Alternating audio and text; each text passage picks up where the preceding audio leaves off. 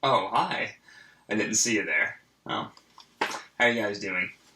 I know, I'm new here. You guys don't know who I am. So allow me to introduce myself. My name is Josh Acorn, and I'm a fireman. But to avoid confusion, let me explain. I'm not the type of fireman that you guys are probably thinking of. See, my job is not to put out fires. My job is to start them. Um, and as you can see right behind me, I have a good heap of firewood, per se. Uh, right now I'm on break. I was just catching up on one of my favorite books. You see, this right here is called Fahrenheit 451. Technically, it's supposed to be outlawed, but I like to keep a copy for myself. Don't tell my boss, though. He'll get a little mad at me. So, anyway, it's about time to end my break and resume my duties.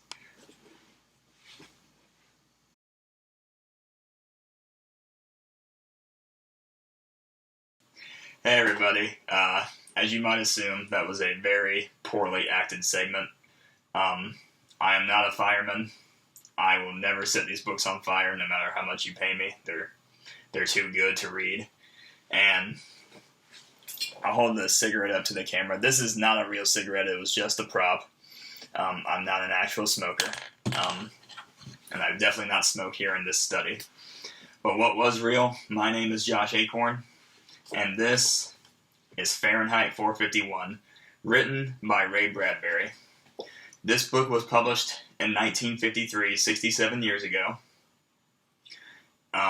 It's widely regarded as a classic, but at the same time, it's a classic that's easy to read and it's short. A lot of people think of classics and stereotype it as kind of like epic works of literature that you really have to be insanely smart to read to understand it. In my experience, this is not the case for Fahrenheit. This copy that I'm holding is the 60th anniversary edition. It's called Fahrenheit 451 because supposedly that's the temperature you need to burn paper. And at least for this edition, the cover, it has a matchbook inside a book. Get it? Anyway, I think this is just as important a book to read along with George Orwell's 1984 in terms of a dystopian future that you should read right now in terms of how modern society sort of relates to the society in these works of fiction. This was published in 1953, as I said. The main character is a man named Guy Montag, who is a fireman, but in this world, firemen do not put out fires like they do in real life. They start the fires. And what they deem as appropriate to start a fire, a lot of it are books, and books that are supposed to be censored. And it's pretty terrifying when you start reading it more and more. I will not go into spoilers, but having said that, I will talk about why I think this book, along with Orwell's 1984, which I will do a review of soon, why it's so important to read now in terms of how our modern society is. Basically, right now while I'm recording this, it is September 7th, 2020, Labor Day. We're still in the middle of the coronavirus pandemic, at least here in the United States. Depending on which city or state you live in, you still might be in lockdown. You might not be able to go to work or start your own business or whatever. And also, outside of the pandemic, we also have just political correctness injecting itself in basically every form of entertainment in our lives. The riots and looting happening all across major cities in the U.S. And basically, it's just a bunch of chaos, so to speak. And that's exactly sort of what Fahrenheit 451 is. It's grim, it's anarchy, it's gory, and it's not for the faint of heart. This is not an uplifting story that has a happily ever after ending. So, again, it's not for the faint of heart, but at the same time, I think anyone could read this regardless of your tastes in literature. Like I said earlier, it's an easy read. It's only 158 pages. This edition right here, it has a lot of pages towards the end where it talks about historical context and analysis, but it is not the main. It's not the main narrative or plot that Bradbury wrote. That is about 158 pages, and this book is unique in the fact that it only has 3 chapters, meaning that for 158 pages, it's about 50 to 55 pages per chapter on average. That might not sound appealing to a lot of readers that prefer short chapters. I prefer short chapters myself, but at the same time, I never found myself bored reading this. Quite the opposite, actually. I felt like I needed to read more, that it was my duty to read more. This was actually one of the books that I read the fastest. I'm a notoriously slow reader. And this book I finished in about a week, I think. A week, 1 to 2 weeks, I would say. It was that good. Especially because, in terms of how it's regarded as a classic, a lot of people see it and they read about what the modern forms of entertainment are, about how film and television, about how sports became more popular and basically a prominent role in entertainment, how the pace of life was quickening, about how things like sex magazines, like Playboy, comic books, things like that, they were sort of the new forms of entertainment, and traditional novels were kind of seen as obsolete and, depending on which novel it was, dangerous. And that's why books in this dystopian future that was set in 1999, written in published in 1953, how they were supposedly dangerous and outlawed and then burned. Montag starts off as a fireman, but the more the book progresses, the more he starts thinking, is what he doing moral and dignified? And the more the book progresses, the more he starts doubting it. And there is a passage towards the end of the first chapter. In this edition, of course it might be different in other editions as well, but in this edition, it's the bottom half of page 56 and the top half of page 57. So about the last 10 pages of the first chapter, where Guy Montag is having a conversation with his boss, his chief, Beatty.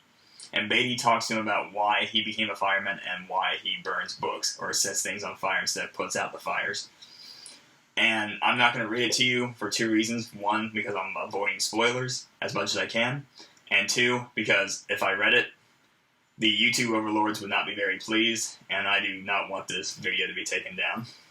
So, but it's eerie how much it applies to modern society here in 2020. And all of the book itself, like I said, I think this is just as important to read as Orwell's 1984, because a lot of people now are quoting Orwell 1984 and using it to describe 2020. And this book, Bradbury and Fahrenheit 451, do not get enough credit that they should in terms of how he basically prophesies modern society. Ever-quickening pace of life, sports being very prominent, film and television becoming basically the mainstream media and entertainment option. Bradbury describes it all as mindless entertainment. And I'm not trying to dish you if you like movies or sports or anything. I like movies and sports too.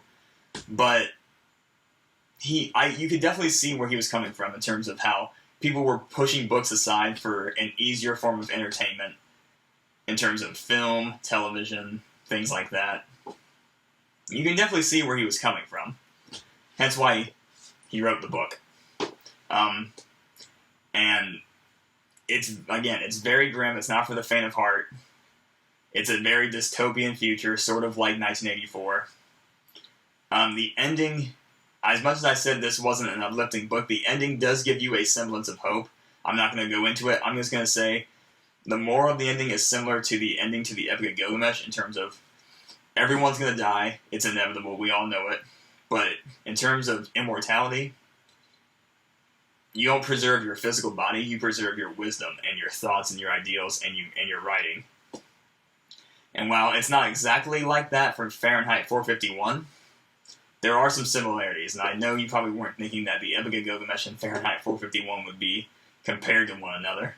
But there is a similarity there. If you've read the Epic of Gilgamesh, which is the oldest known piece of fiction to humanity, over 4,000 years old, and if you've read it and you read this, you can see some similarities. That's just my opinion. But I think this, for my final review, this is an A+ read, and I highly recommend it to anyone. Even if you're not into the classics, so to speak, it's an easy, short read that I think anyone could read it and think. And that's what the great stories do. They make you think. But the great stories also tend to be longer. And that's why I think this book, Fahrenheit 451, is so unique and special and worth your time. Because it makes you think. It's a great read, but it's easy and it's short. You can get it done depending on your reading speed. Like I said, I'm a notoriously slow reader, and I finished this within a week or two. So it's just a highly recommended book for me. I give it an A+. It's one of my favorite books of all time. And as for me and the channel that I'm starting, this channel is basically just going to be about reviews. We're going to review books, movies, anime, manga, video games, so to speak. And I'm also going to give amateur writing advice, because I myself am an amateur writer. I've been writing for about 7 years. I'm an aspiring author. Haven't had any books published yet, but hopefully that'll change in the near future. And writing for 7 years and reading the first book I wrote to the most recent book I'm writing, I can see the difference in terms of how I write, and I'm going to give that advice to amateur writers just like me. So I hope you stick around for the channel. We're gonna have a good time, and I just hope you enjoy my advice, my reviews, and I also hope you enjoy reading Fahrenheit 451, because it's a great book. So anyway, until next time, thank you for watching.